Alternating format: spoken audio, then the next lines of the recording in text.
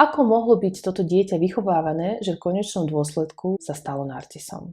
Takéto dieťa mohlo byť vychovávané tak, že poznalo iba podmienenú lásku. Dieťa je milované iba vtedy, ak je také, ako si to rodič želá. Majú stanovené hranice a stanovené podmienky, za ktorých to dieťa majú radi. Ak však to dieťa tie hranice prekračuje alebo robí niečo inak, ako si takýto rodič predstavuje, tak ho začnú ignorovať, nebudú do ňoho investovať peniaze, čas a takisto nebudú ho mať radi. Narcisi absolútne nemajú empatiu a nevedia milovať.